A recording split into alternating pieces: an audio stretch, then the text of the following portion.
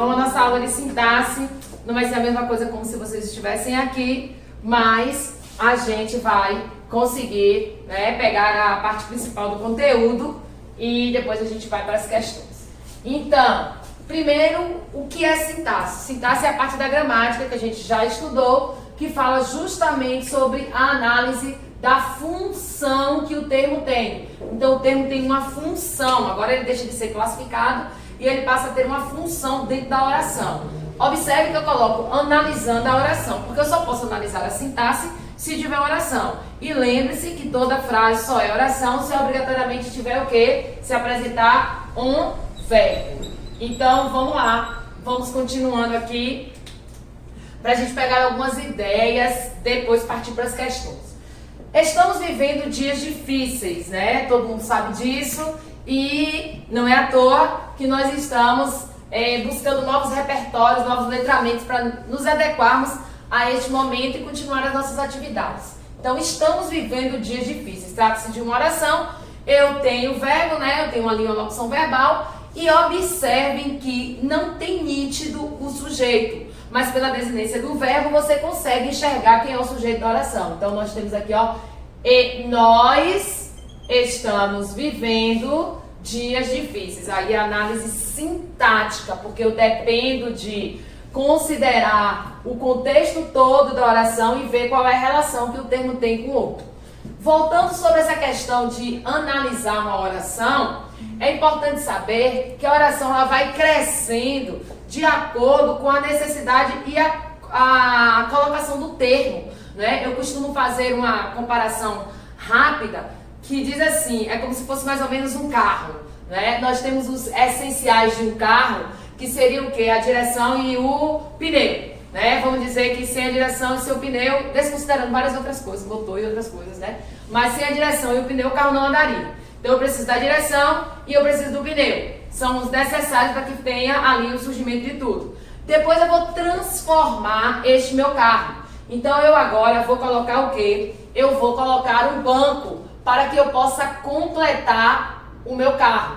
Então eu coloquei um banco e agora a ideia do meu carro está mais completa para que eu possa continuar ali a minha viagem, a minha movimentação.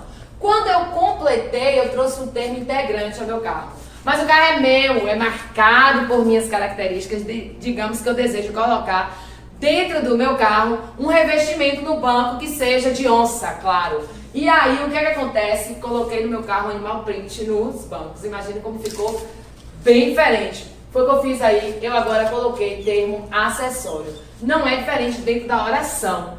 Dentro da oração é a mesma coisa. Então se eu disser assim, ó, vamos pegar um exemplo aqui, né, de quem não está presente. Vamos lá e vamos colocar assim, ó, Jairo deu.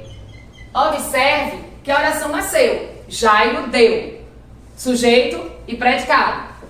Só que eu tenho aqui os termos essenciais e que deixam a oração entendível, mas com uma ideia muito ampla. Diferente de dizer Jairo deu rosas. Olha como a ideia começa a melhorar para Jairo, o sujeito da oração.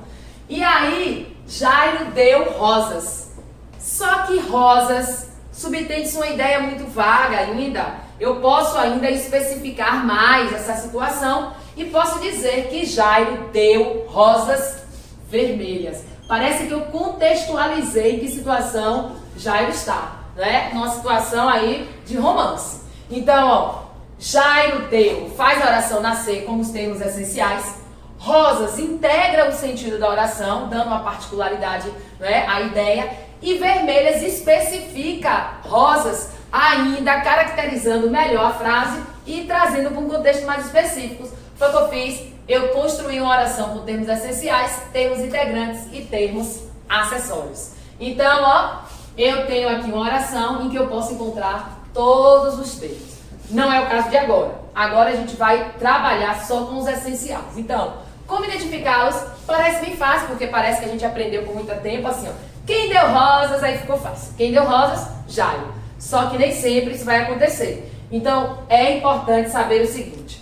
Os sujeitos, eles podem ser identificados da seguinte forma. Não é classificados, é identificado. Não é um termo preposicionado, não pode estar preposicionado. é um verbo, o verbo concorda com ele, então verbo no singular, o sujeito vai estar no singular, verbo no plural, sujeito no singular, a não ser, sujeito no plural, a não ser em algumas situações que a gente vai ver posteriormente em concordância. Não pode estar separado por vírgula do predicado, certo, gente? Então o sujeito não pode estar separado por vírgula de quê? Do predicado. No caso, quem é o núcleo do predicado? O verbo. Então isso aqui a gente vai ver em um exemplo daqui a pouco. Os predicados, eles podem ser classificados da seguinte maneira. Pode ser nominal, pode ser verbal, pode ser verbo nominal. E isso aí vai depender da predicação do verbo, que é um assunto para mais adiante. Lembrando que a gente dizia assim, ó, tudo que tira do sujeito, o que é o predicado é tudo que tira depois que fica, é tudo que sobra depois que fica o sujeito, né? Eu vou me repetir, porque a ideia não ficou muito boa não. Então, é tudo que sobra depois do que tira o sujeito. Foi assim que a gente aprendeu. Mas é fácil. O predicado é o que caracteriza, é o que adiciona, é o que dá ideia ao sujeito. Lembrando que o sujeito é sempre um núcleo, certo? Um núcleo nominal, sempre um núcleo nominal. Então ele pode ser um pronome, ele pode ser um próprio adjetivo, ele pode ser um verbo que esteja numa situação nominalizada, que aí a gente vai ver o sujeito chamado de sujeito oracional. Mas o que é importante agora eu saber é isso aqui, ó.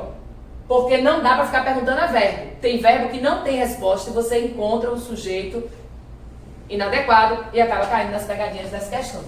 Então tem um exemplo, que é o exemplo do hino nacional, que todo mundo conhece, né? Que é o exemplo do ouviram do Ipiranga as margens plásticas de um povo heróico, brado retumbante.